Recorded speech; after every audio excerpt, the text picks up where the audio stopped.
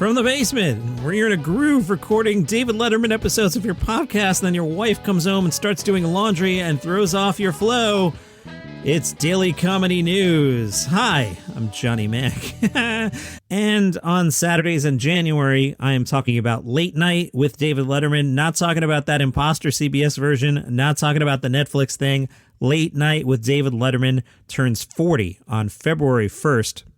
Vulture writes, from the very first seconds of that very first episode of Late Night with David Letterman, we are reminded just how different and daring Late Night was. The episode opens with Larry Bud Millman doing sort of an Alfred Hitchcock impression, saying, we're about to unfold a show featuring David Letterman, a man of science, who sought to create a show after his own image without reckoning upon God. It's one of the strangest tales ever told. The New York Times wrote back then, the program's overall mix often strains for the unpredictable. The post-Melman opening features a group of Rainbow Grill showgirl dancers in ridiculous peacock feather headdresses. Letterman emerges gap-toothed and bemused. Great description. Then, miraculously, everything essential is already in evidence, writes Vulture. The DNA of the show clearly discernible, the mannerisms, the intonations, the gratuitous shots at his corporate overlords, the unmistakable undertone of cantankerousness that suggests he might rip up the cue cards and stop off the stage at any time. The first guest is Bill Murray, but the second guest is Don Herbert, a.k.a. Mr. Wizard, in what would become a trademark Letterman bit, one that both valorizes and sanitizes the tropes of classic broadcasting. Some highfalutin language there, Vulture. Letterman is the man who brought pet tricks back to TV and explicitly labeled them stupid pet tricks. This is not just Letterman announcing to the world that he's got a fresh take on TV. It's Letterman announcing that his fresh take on TV will be informed, above all, by the fact that he simultaneously loves television and finds it ridiculous.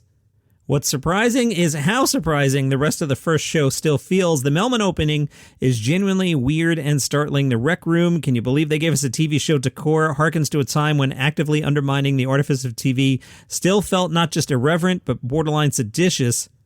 Letterman had the singular advantage of never having had to follow himself. Every TV comedian who's come since has had to follow and reckon with Letterman, who from his very first hour established himself even more than the sainted Johnny Carson as TV's hardest ever act to follow. So that's kind of a big compliment to Conan O'Brien. I know Conan stumbled at first, but Conan definitely followed up Dave pretty well.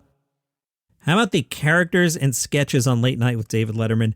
Chris Elliott in those early days crushed it.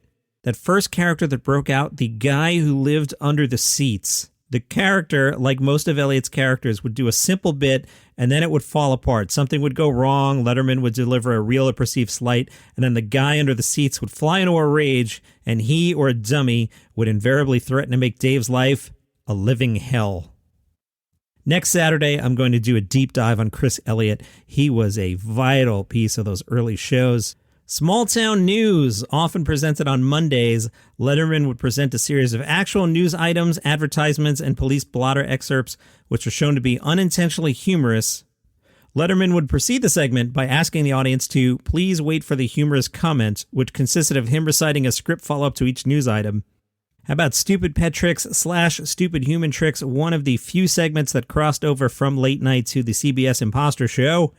3 pre-selected participants each demonstrate an unusual talent or stunt on the stage. Letterman reminds us this is not a competition. It is only an exhibition. Please, no wagering.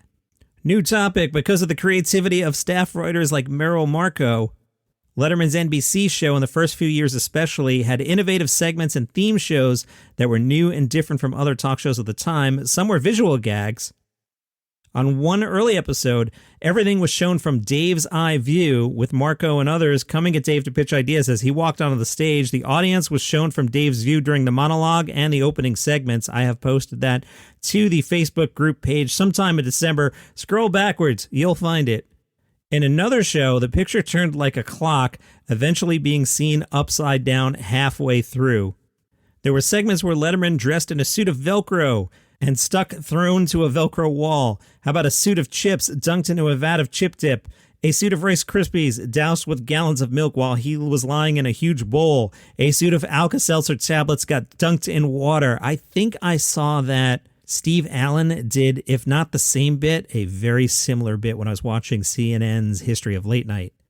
Visual segments included things being crushed by a hydraulic press, which doesn't sound funny when I read it, was like the funniest thing you'd ever seen.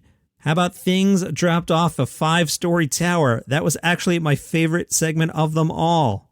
Things thrown off the 5-story tower, a bowling ball, a Jell-O mold, a flaming bag of flour soaked in gasoline, a keg of nails, a frozen turkey attached to a parachute, and a roof-clearing finale for the ages. The final dropping segment included a bag of peat moss, a bowling ball on a trampoline, and a lawn ornament finale you won't want to miss. Fun with the hydraulic press included Mr. Potato Head, an athletics reporter, and a canned ham.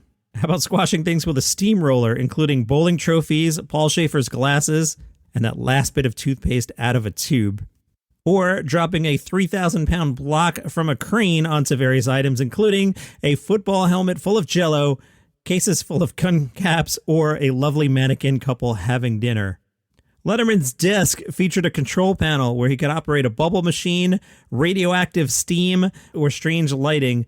When he threw his pencils through the fake window scene behind him, a sound effect of breaking glass was always heard. Occasionally, if sound effects technician Howard Vinitsky was slow in triggering the appropriate breaking glass sound effect, Dave would mockingly chide him for the error. A robotic arm for a while delivered the top 10 list, and for another week or so, a complicated series of tubes would produce swirling coffee to eventually land in his cup at the desk.